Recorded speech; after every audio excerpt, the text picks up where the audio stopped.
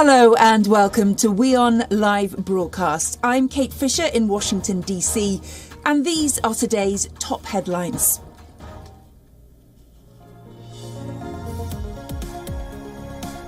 The Russian Foreign Ministry says the proposed deliveries of S-300 and other air defence systems to Kiev by the US will destabilise the situation in Ukraine.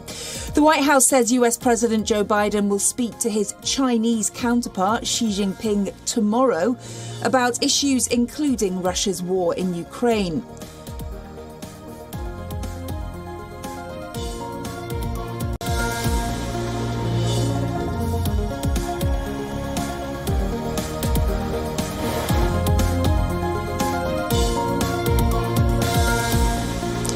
British military intelligence claims that Russia's invasion has largely stalled on all fronts, with its forces suffering heavy losses and making minimal progress in recent days.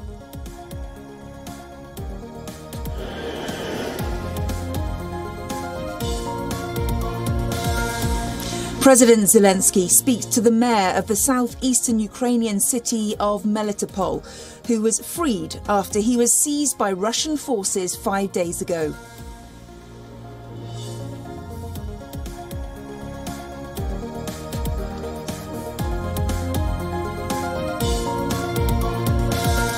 Ukraine accuses Russian forces of destroying a theatre where women and children had been sheltering in the besieged southern port city of Mariupol, a claim denied by Russia.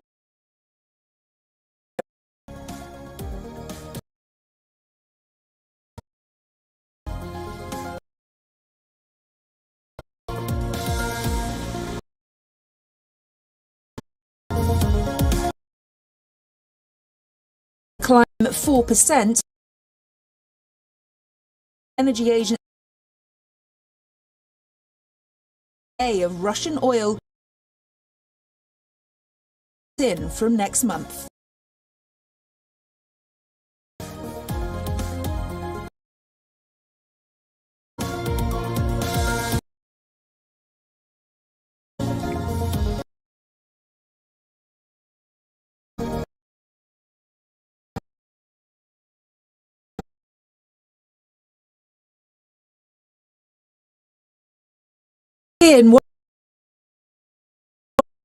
Biden has announced an additional $100 million worth of security, bringing the total committed to Ukraine to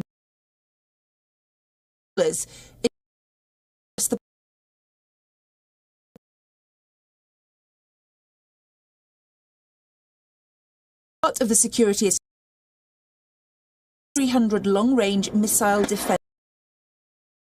Fully automated. Ukraine will also 100 kamikaze drones,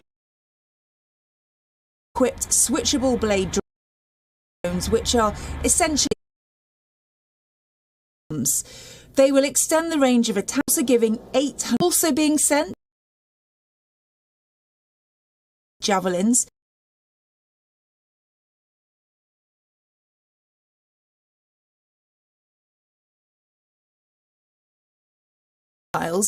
There be the new arms provision 1,020 of body armor and helmets.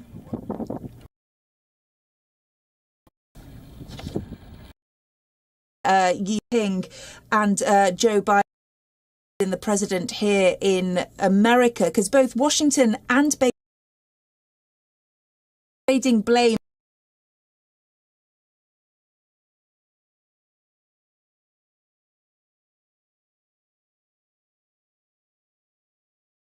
having in Ukraine. What do you expect? Just learned all lines of leaders. She said they will discuss as well as Ukraine, and conversation also comes shortly Sullivan, national security advisor, and top Chinese officials at the United States.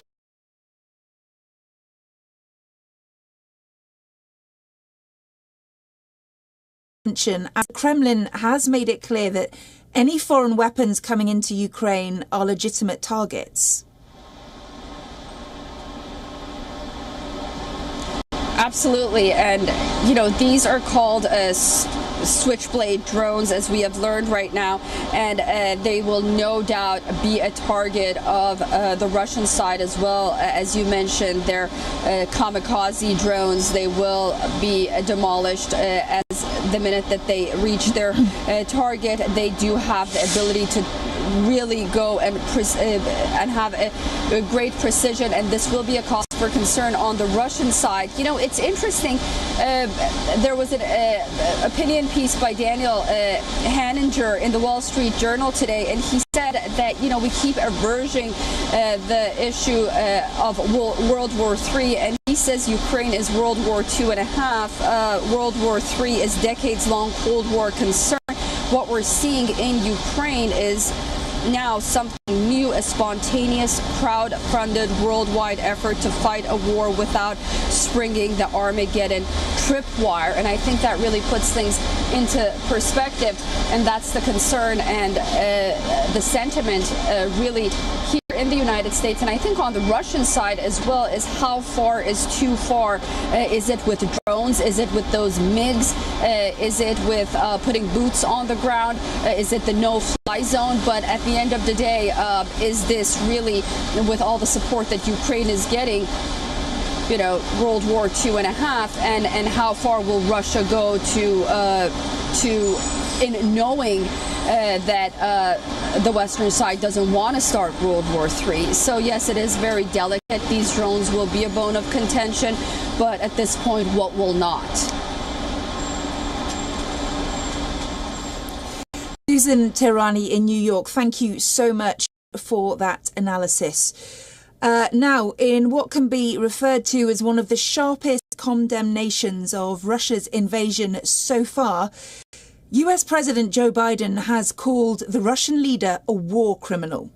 In an off-the-cuff response to a reporter's question at the White House, Joe Biden first denied calling Putin a war criminal, but the president came back to correct himself, and he said this. Mr. President, after everything we've seen, are you ready to call Putin a war criminal? No. Are you ready? Did you ask me whether I was called? Oh, I think he is a war criminal. Will you be meeting with him? Well, the White House later said that the president was speaking from his heart rather than making any official declaration.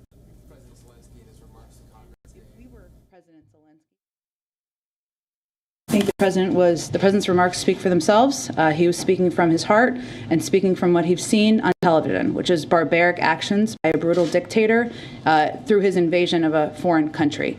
There is a legal process that continues to be underway at the State Department. That's a process that they would have any updates on. Well, the Kremlin has immediately reacted, saying that such rhetoric was unacceptable and unforgivable on the part of the head of state, whose bombs they say have at the State Department updates on. Well, the Kremlin has immediately reacted, saying that such unacceptable and unforgivable on the part of the head of state, whose bombs they say have killed hundreds of people around the world. Amar Madani from the Associated Press dissects the impact of such charged remarks on the already tense relations between the US and Russia. It's unclear if he was moved to speak more against Putin in the aftermath of an emotionally stirring speech by Zelensky, or if this was just where he got ahead of himself. That's a question that he's going to have to answer ahead of and explain just exactly what did he mean when he called Putin a war. I think it could be interpreted by Putin as a sign of aggression. It's interesting that Biden went there because I think one of the reasons that the White House had been reluctant to use that term is that they were trying to leave space for diplomacy as limited as those the prospects of that as this has gone on. Well, the president of Ukraine has addressed the lower house today as part of his virtual tour of Western capitals this month. Zelensky appeared screen in his now trademark khaki T-shirt and received a standing ovation from the German parliamentarians in the Bundestag. In a speech steeped in historical imagery, Zelensky reminded the parliamentarians of the Berlin airlift in the 1940s. And once again, he requested the country to stop the destruction in Europe.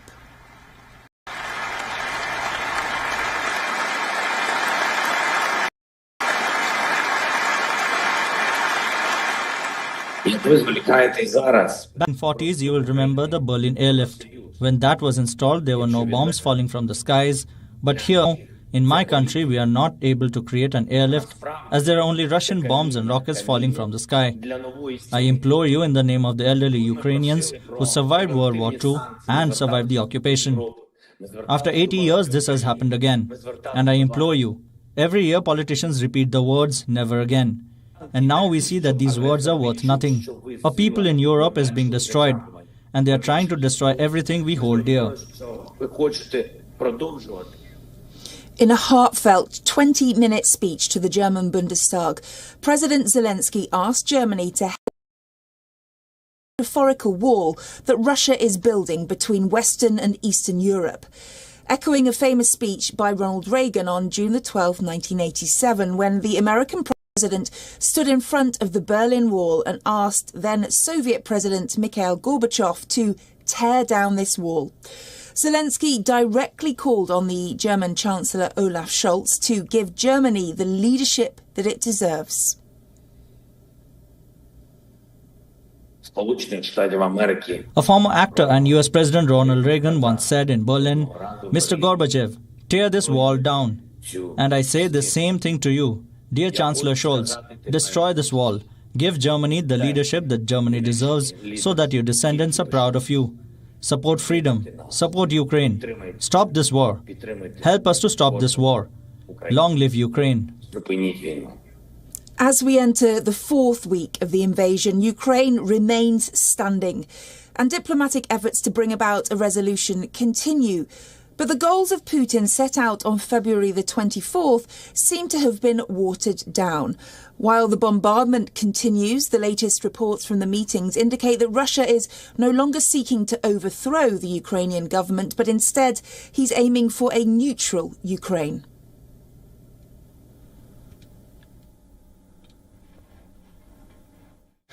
Именно принципиальные для России, для нашего будущего вопроса по нейтральному статусу Украины, по демилитаризации и денацификации мы были готовы и готовы сейчас обсуждать в ходе переговоров.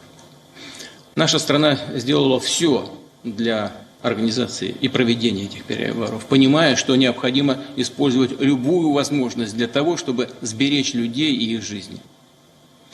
Но мы вновь и вновь убеждаемся, что киевскому режиму, которому его западные хозяева поставили задачу создать агрессивную антироссию, судьба самого народа Украины безразлична. Top Kremlin officials have said that a neutral Ukraine along the lines of Sweden or Austria was being discussed at talks with Kiev. Ukraine has made its own demands clear. It wants a ceasefire, the withdrawal of Russian troops. But its biggest ask is a legally binding security guarantee.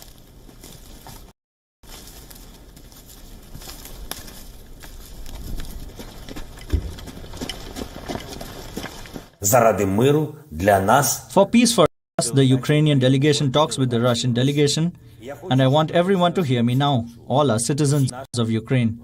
The negotiations continue, the negotiations for Ukraine. My priorities during the negotiations are absolutely clear.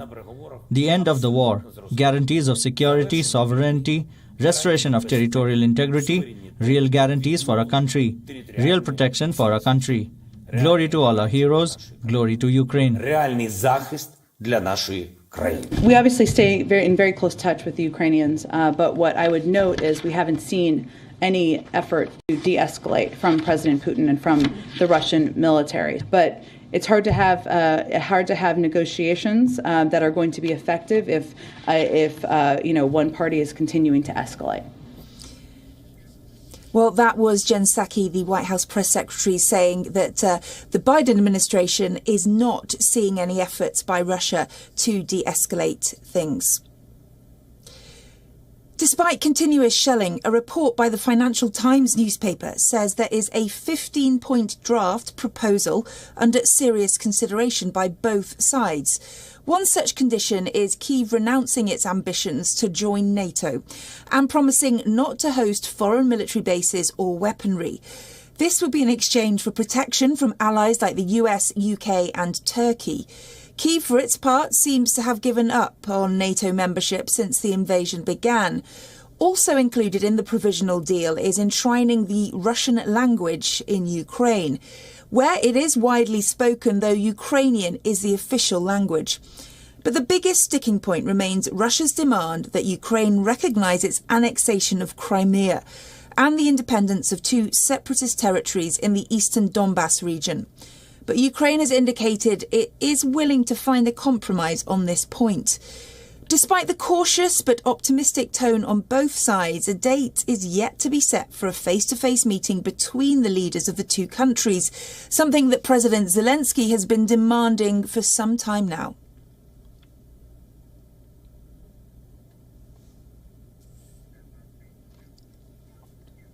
While there is some optimism over Russian-Ukrainian talks, the global community has expressed outrage over the Kremlin targeting civilians in Ukraine. This is after 10 people were allegedly shot dead by Russian forces while standing in a breadline in Kyiv. Ukrainian prosecutors confirmed 10 people were killed while queuing to collect bread, while the US Embassy in Kyiv in a social media post claimed that the Kremlin had attacked unarmed residents in the northern city. Condemning the horrible attack, US officials called for an immediate end to hostilities and said that America was considering all available options to ensure accountability for these atrocities. Moscow has denied any culpability in the attack. The Russian military denied that any of their service personnel were in the city, saying that all their units are outside, blocking roads into the city, and that no offensive operations are being carried out by Moscow in that region.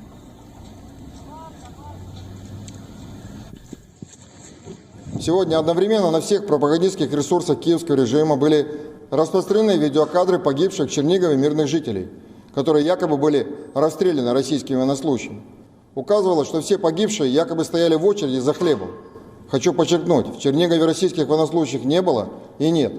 Все подразделения российских вооруженных сил находятся за пределами Чернигова, блокируя дороги, и никаких наступательных действий на город не ведут. Meanwhile, Ukrainian emergency officials confirmed that 5 people, including 3 children, were killed after mortar shelling hit a residential building in the city. Emergency workers recovered 5 bodies, while search and rescue operations continue amidst heaps of rubble from the building, whose windows have been completely blown out by the impact. Satellite imagery from Maxar has released images of Cherniv showing large craters and burning homes in residential areas, and it's highlighted how the Olympic Sports Training Centre in the city has been devastated by artillery firing. The images also show an overview of Russian troop deployment, including self-propelled howitzers and multiple rocket launchers northeast of the city. Cherniv is located north of the capital, Kyiv, which is currently under a 35-hour curfew. Cherniv is close to the border with Moscow's ally Belarus and has been witnessing heavy bombardment by Russia since the beginning of the invasion on February 24th.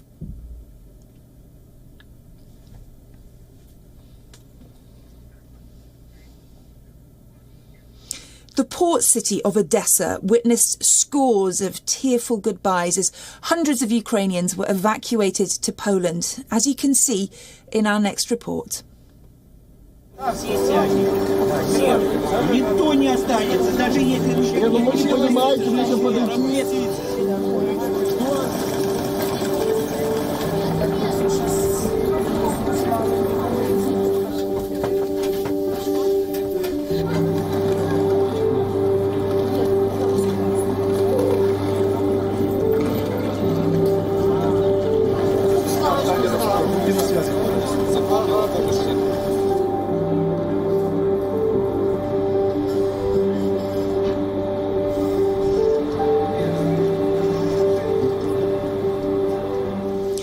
heart-wrenching images, but we'll close this bulletin from Washington, D.C. with robots. They've been a staple of science fiction for many decades, but with the advancement of AI and related technology, it appears that the age of the robots is closer than what science fiction had predicted. We leave you with this report. Thank you for watching.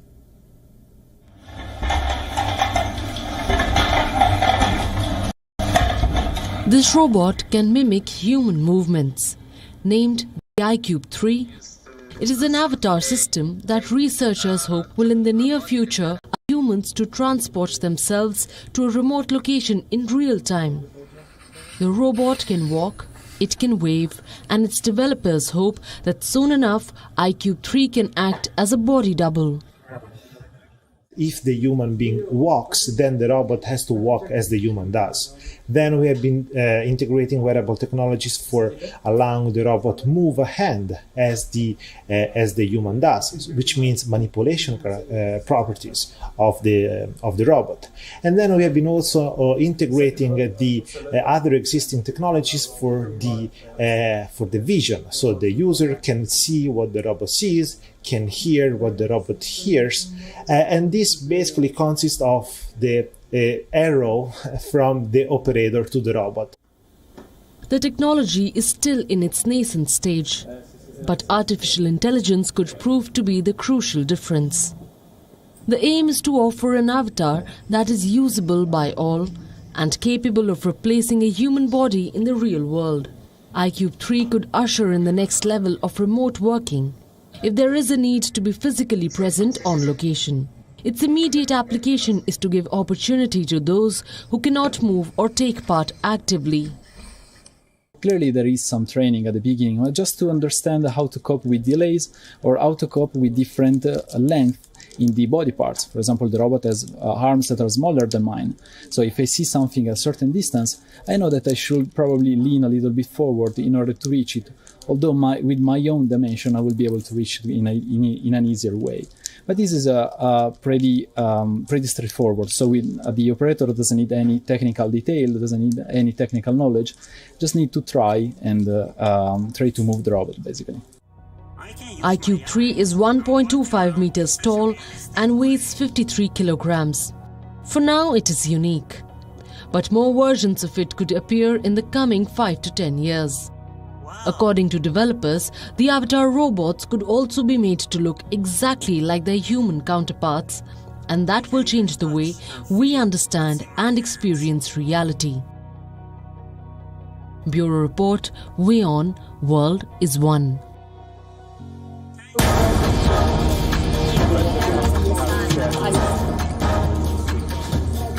There are many other